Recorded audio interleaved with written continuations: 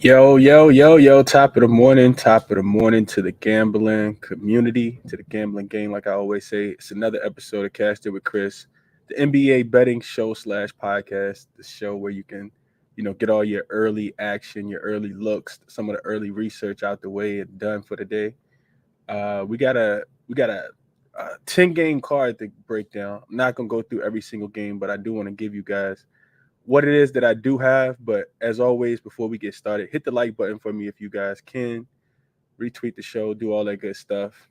Uh, we got to figure out what we're gonna do later, man.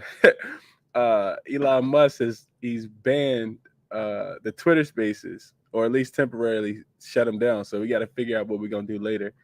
Might just be another YouTube show, but stay tuned for that, man. As always, the show is presented to you guys by the Basketball Forever Podcast Network. Be sure to check them out on all their social media platform and pages over there. Before we get started, as always, because like I said, we got a nice little slate for today. I want to do a quick recap of yesterday. So yesterday, official on 3 plays. We played the Memphis Grizzlies on the money line. Thought the game would be a lot closer than it was, but not close at all. Bucks just didn't bring it at all. Like Chris Middleton had probably his worst game of his career, and it hurt. It hurt because we also took the under. So when you take the under, you expect the Bucks, who have the number one defense on the road, to come in and play with something. Absolutely got blasted last night. So that game goes over. We lose the over. We went on the Bucks, and then I also gave out the chalkboard exclusive play, which was CJ McCollum over his 18 and a half or 19 and a half points. I like them both. Thinking that he get 20. I think he finished with 28. So non-sweat cash there. I think he got it end of the third quarter, beginning of the fourth. So 2 in 1 day. Overall, seeing the board pretty clearly right now. 2 in 1 day plus the 6 and 2 day. So we're hitting at a pretty solid rate. Just the last few days, last week as well. So hoping to kind of keep it going as we start to get more information about these games. So let's get into it for today. What up, Casey? Casey don't go to sleep, bro. She always What's up, Casey? Derek, what up? From Detroit, my guy. What up, Doe? DJ, top of the morning to you as well. KC said Grizz took the Bucks to Smack City. They smacked them boys up last night. What up, Ant? LJ, top of the morning. Bissy, Frank, the usuals, man. I appreciate y'all for being here as always. So let's get into the slate for today. I got a few of these games I want to go through. I haven't taken a too deep of a dive into too many of them, but definitely some ones I want to talk about. Let's start with this Hawks and Hornets game. Just real quick on the Hawks and the Hornets. I don't have a lot on this game. I do think it's interesting to note that the total has not the total, but the game has actually shifted. It opened, as you guys see, with the Hornets catching a point at the crib. And now the Hornets aren't catching a point anymore. The Hornets are actually favorites. And that's a spot where I talked about it the other day. I didn't give it out as official play, but you don't want to necessarily back the Hornets as a favorite at home. Even against the Detroit Pistons, they were laying, I think, 3.5 points in that game. Detroit won that game outright. It went to overtime, but Detroit won that game outright. Hornets they're solid offensively, not as solid defensively. So Hawks should be able to come in here and score some points today as well. LaMelo's back.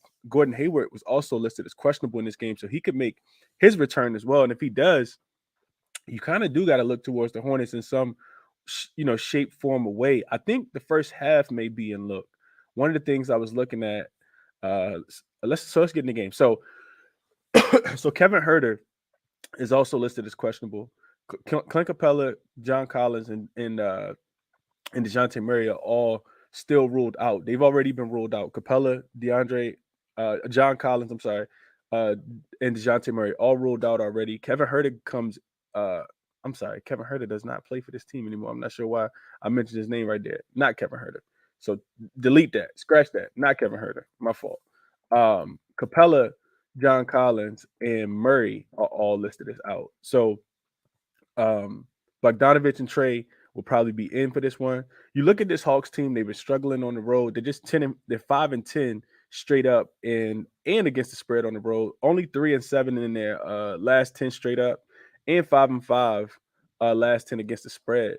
This is their third game of a 3-game road trip. They haven't covered any of their last 3 games, but they did get the win against Chicago. They didn't cover the spread because they won by 1 on the AJ Griffin tip-in.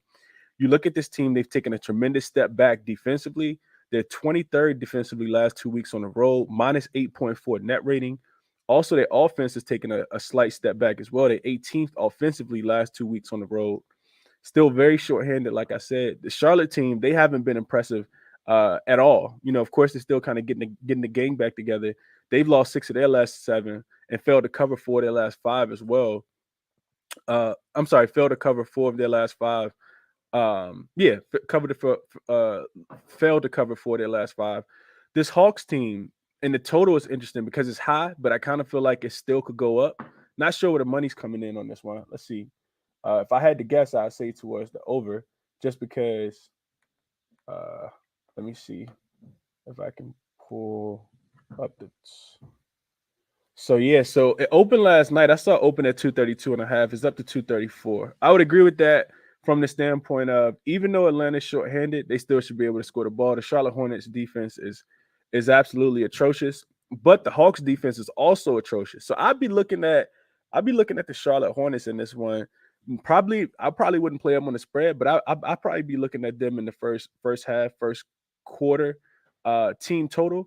You look at this Hawks team, they played 4 games without DeJounte Murray this season. All 4 of those games have gone to the over. All 4 games. Also, interesting to note, the opposing team that they played against, all 4 opponents have gone over their team total in this situation as well. So Charlotte Hornets getting LaMelo back. We know that he pushes the pace, gets the guys involved. Also can score. Dude had a hell of a game his first game back. I don't know if people paid attention to it, but I know the game went to overtime as well, and I think he fouled out. But LaMelo, he impacts the game a lot, and statistically is there as well. The Hornets are 3-1 to the over with LaMelo in, averaging about 118.5 points. So I play some totals. Some play on the total is what I would play in this one. Maybe the first half, like I said, the Hornets are averaging 62 first half points in 4 games with LaMelo that LaMelo has played in, but only 52 in the second half. So maybe you look towards. We know the Atlanta Hawks are definitely not the greatest team in the first half. So maybe a first half spread or a first half team total over for the Charlotte Hornets is how I'd be looking at that game. Enough time on that game. Let's move on to the next one.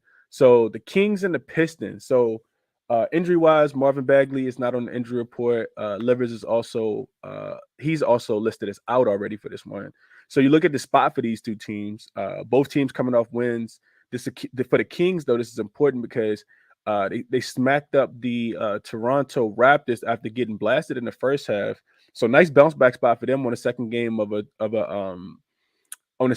back-to-back, because they did lose the night before and got obliterated in that game by Embiid and the 76ers. Also, shout out to Harden because he had 14 assists in that game.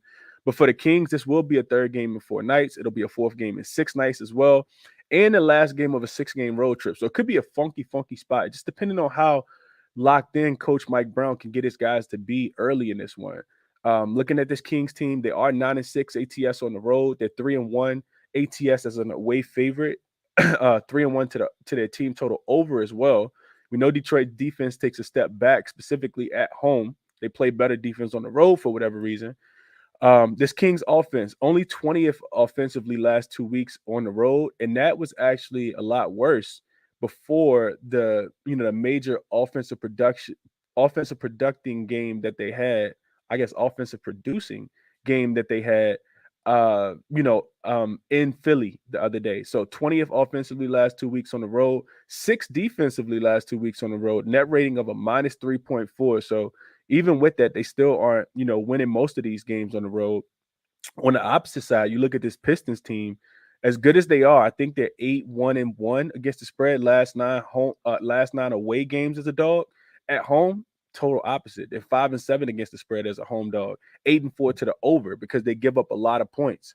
Last 4 opponents have all gone over their team total as well, playing in Detroit. So I think that's interesting to note because, like I said, the Kings offense look really good and, probably want to finish this road trip off, really well. So not 100% sure that it's a sleepy spot for for the Pistons, and it really, I mean, I'm sorry, not for the Pistons. It's a sleepy spot for this Kings team because I see a world where they kind of sleepwalk. It's the last game of a 6-game road trip, but I also see a world where they kind of want to finish out strong, and they know it's a extremely winnable game after not performing as well as they probably thought they should have. You also get De'Aaron Fox back. I like the Kings in this spot, man. I don't think that they've had to lay 5 points. One of the other things I was looking at, the Kings haven't laid 5 points on the road. Biggest spread that they've laid is 4.5 so far, right at 5, but not quite 5. And I don't think that they won that game. So Pistons may be scrappy and kind of keep this one close. But I couldn't. I would be looking towards the Kings team total. A few more notes on this game. So I mentioned them being 8-4 to the over. The Pistons as a home dog, last 4 opponents going over their team total. They're also 6-2 to the over when they're dog of 5 points or more. So the offense is scoring, but they're also giving up points. Coming off the overtime road win against the Charlotte Hornets on Wednesday, this team is 23rd offensively last 2 weeks at home. Last defensively last 2 weeks at home. Hence the team total over for the Sacramento Kings being a strong play in this one. This team is a minus 10.6 net rating, which is the second worst over the last 2 weeks at home as well. So all signs kind of point towards the Kings. But like I said, could be a funky spot. Third game in 4 nights, fourth game in 6 nights, and the last game of a 6-game road trip. So not 100% sure what I'm doing with this game, but it'll probably be a team total over looking towards the Sacramento Kings. Pistons also 0-5 straight up and 1-4 ATS, traveling from away to home. Their last game was in Charlotte where they won the other day.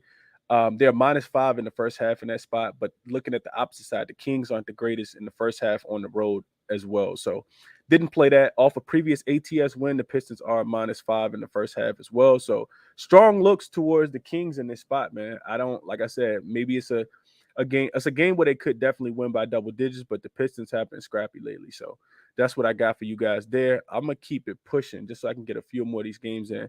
The Magic in the Celtics game, not a lot that I'm interested in this one. Magic have been playing a lot better ball, but now you get them out of their that home dog environment and they're road dogs now.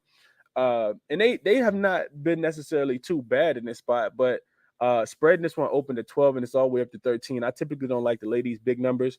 The biggest news I think in this one is that Al Horford, who's missed the last few games, has been upgraded to questionable. That's not the biggest news, but Al Horford is upgraded to questionable. He's been missing, I think, the most of that road trip. I know he missed all the games all the way from Phoenix to the Clippers, to the Lakers, and I can't remember the other opponent that they played against, but he's missed a lot of these road games.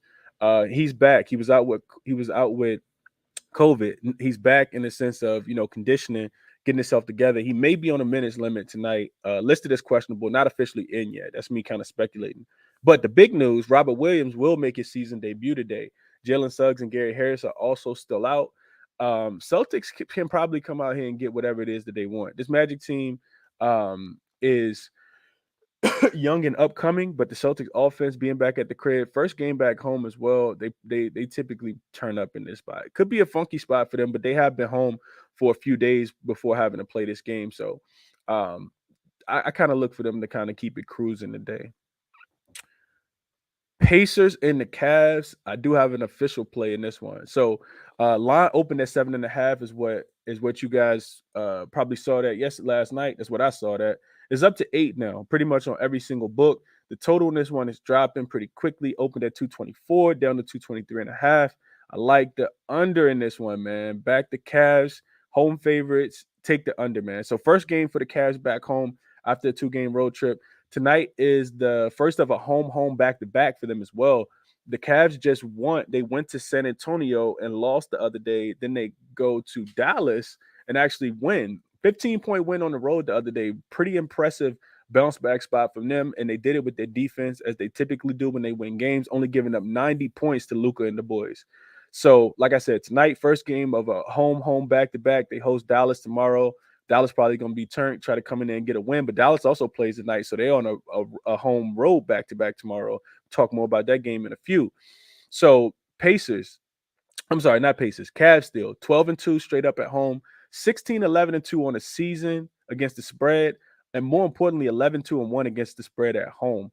They're the fourth rated defense over the last 2 weeks at home, 17th offensively last 2 weeks at home. They're plus 10.7 net rating, which is the fifth best over the course of the last 2 weeks at home teams, for home teams specifically. One of the other things I looked at was pace, right? This team is last in pace, but you get the Pacers last 2 weeks at home specifically, they're last in pace. On the opposite side, the Pacers, though, they're tied for first in pace over the last 2 weeks on the road.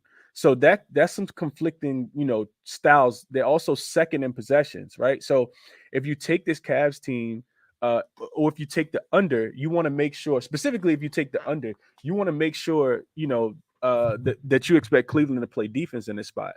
I think that they do, man. You look at this Pacers team, it'll be their first road game after a 3-game homestand. They're 16-13 against the spread overall this season, 7-7 against the spread on the road. But they're only 0-4. They're 0-4-3 ATS last 7 meetings in Cleveland. 26th offensively last 2 weeks on the road. This team has taken a big step back offensively. Halliburton numbers have gone down. Buddy Hill has been consistently inconsistent. We see guys like Ben Mathurin kind of coming back down to earth, not getting 20 points every night. And now you go on the road against the stifling defense, and the Cavs are at full strength. Pretty much full strength. I know Dean Wade still isn't in, but that 26 offensively, and now you're asked to go get some points against this Cleveland defense is going to be difficult.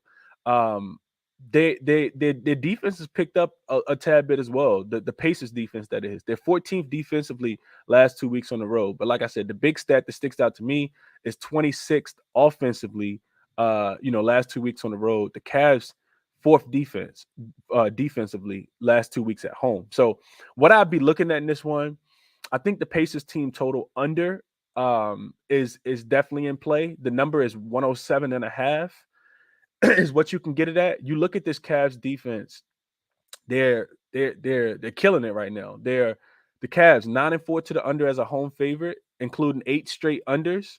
The Cavs have also held all 8 of those opponents under their team total in their last 8 home games. They're 7-1 to the under as a home favorite of 7 points or more. Only went over in one game, and that was a double overtime game to the Charlotte Hornets that they barely won.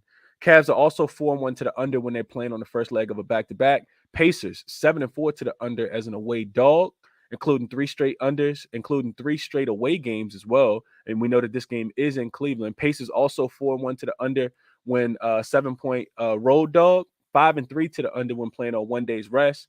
Pacers 9-7 to the under versus the East, and 3-2 to the under versus the East as an away dog. I think it's a lot of different ways you could play this game. One of the things that I was looking at, specifically if your book offers it, I know FanDuel had it listed, is another way to attack the Pacers. Like I said, it's a lot you could play in this game. So be selective and probably try to pick one. But I'm gonna give you guys a couple ways to play this game. So I talked about the Pacers team total under 107.5. I think that total drops throughout the day. So if you like it, go ahead and play it now. The total was at 224. It's down to 223. I think it only goes down throughout the day.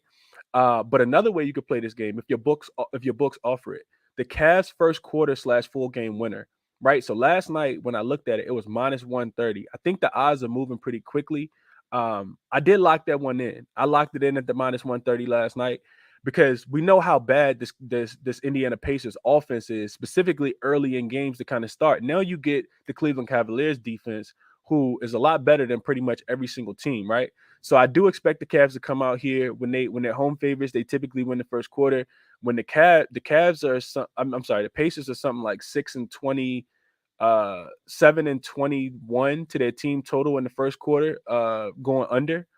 So I think you could play the Cavs first quarter full game winner, because that, like I said, that was offered. I think the odds are minus 135, minus 140. So it's a tad bit juice, but I like that play a lot. That you avoid the spread. I do think the Pacers probably. I do think that the Cavs probably cover. The Cavs don't have a problem covering big spreads at the crib, so I think they probably cover as well. I also think you could look at Jared Allen, double and a win. We know that the Pacers give up a lot of rebounds, and I think Jared Allen gets 10 points. They also give up a lot of points to opposing centers as well. One of the worst rebounding teams, specifically against the center, in the league. So Jared Allen double in the win. Pacers team total under 107. Cavs first quarter full game winner as well. All of those things I think are in play, and the full game under. If you wanted to take the under for the full game, 223, I think that's also in play. So a lot of different ways you could play that game. The Warriors in the 76ers game, not a lot on this one. Of course, Steph is out. Draymond is listed as questionable. Wiggins is still out. The spread in this one opened at 7.5 in favor of the in favor of the Philadelphia 76ers. Is moved to 8. Totals at 231.5. Want to take a look at this game. I do think you probably have to look at Poole, because if Poole's not scoring, this team probably may lose by 50 points tonight. Yeah, I think it may be just a throwaway game for Golden State as well. It's going to be interesting to see how this team kind of comes together without Steph. I know I saw a stat that said that their offensive rating with Steph on the floor was like 119 this season, and then without him, it was 99. So you're going to have to overcome that somehow. Steve Kerr probably in the lab right now trying to figure that out. So not a lot on this game. One more game I wanted to talk about real quick, because I'm already at the 21-minute mark. Nets and the Raptors game is going to be interesting. Nets opened at 1 point as 1 point favorites. I think that line is moved to 2. The Raptors just can't seem to beat the Nets. I think they're 0-3 against them this season. The Nets have won in Brooklyn twice. They've won in Toronto once. Raptors coming off the loss against the Kings. So I'll talk about the game a little bit more a little later. Kings and the Bulls rematch. Y'all know I stay away from the Bulls games. I don't like the Bulls. I do not play the Bulls games. Timberwolves and the Thunder, a game I wanted to talk about, but I'll wait till we get the injury news.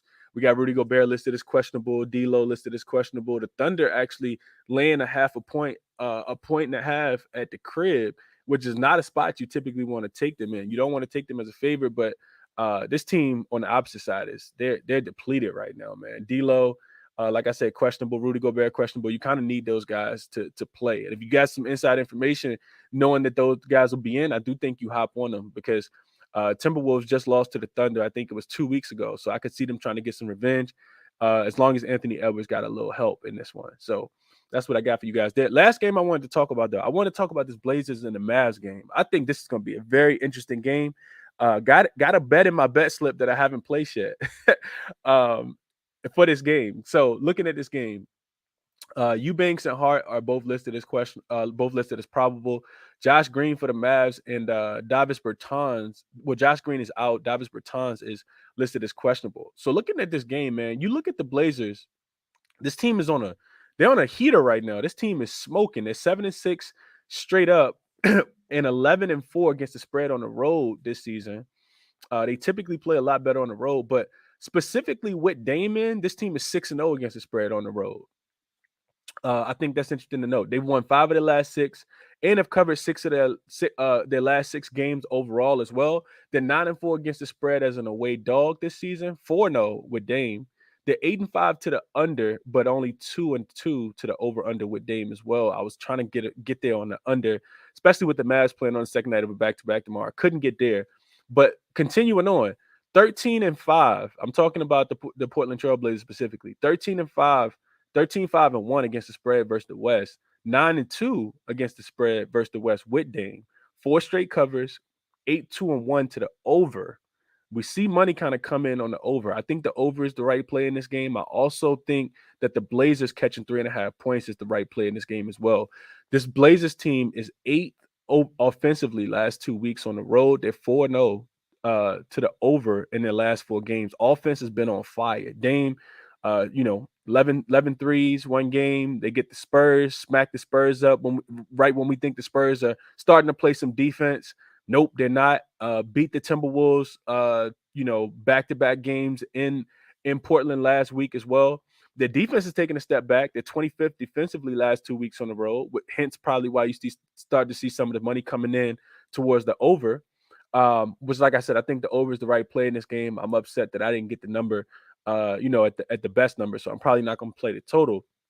On the opposite side, this Mavs team, first game of a home road back-to-back. I kind of mentioned that. They go to the Cleveland Cavaliers tomorrow.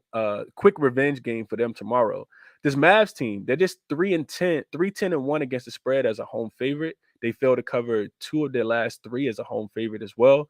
Also, just 3-7 ATS versus the West as a home favorite. 3-12-1 against the spread last 16 games following an ATS loss.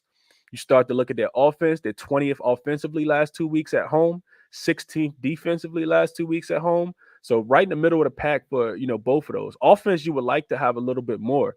20th net rating last 2 weeks at home. They're only a plus 1.9. So for me, all signs kind of lean towards the Blazers, man. Even if the Dallas Mavericks win this game, I see it being a very tight game. I see it being, maybe definitely a one possession game if the Blazers don't win this game. But it seems like a winnable game for the Blazers. Plus the 3.5 is the only way I could look. I got that in my best slip right now. Look to the over. I kind of talked about that already. The Blazers are playing at the 5th slowest pace. But they're 8th offensively, right? And I just kind of talked about Dallas, 20th offensively, and the Mavs. The Portland Trailblazers, 8-2-1 to the over versus the West this season with Dame in. They've been filling it up, man. They got a bunch of scores. They play defense. Their defense typically leads to quick offense. So Blazers plus the 3.5 and the over is how I look at this game, man. Nuggets and the Lakers, definitely want to touch on that one later. Total at 237.5, and I think it still could go over. I'd also be looking at AD points and rebounds. Lakers play well against teams that don't play defense. We know that this Nuggets team, defense is optional for them. They just gave up, close to 140 points to the Wizards without Bradley Beal and without Porzingis. So yeah, I'd be looking towards the over in that game. I think 80 points plus rebounds definitely in play. The Nuggets don't have a big body that can contend with him. The Lakers also already beat the Nuggets.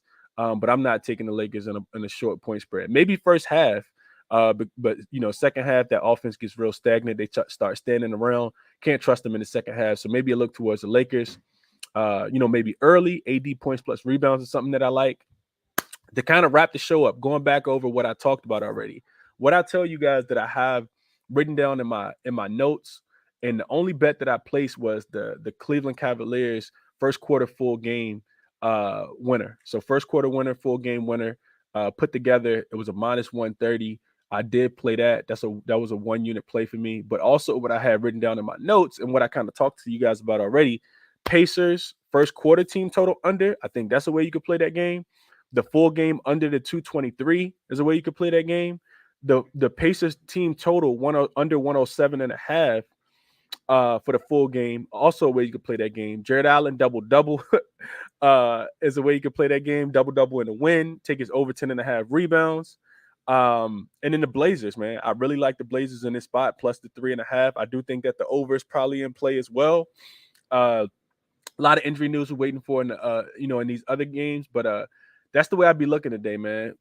Like I said, Elon Musk then shut down Twitter. So he done shut down Twitter Spaces. So we'll figure out how. Y'all make sure y'all tuned in. And if you somehow found me through YouTube and not through Twitter, follow me on Twitter at Crispy Captain. That's 2 P's and 2 N's.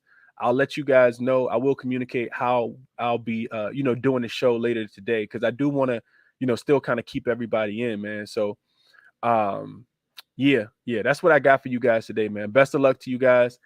As always, end the show the same way I always do. None of this is financial consultation. It's theory, it's logic, it's trends, SDQL, eye test, all of those good things.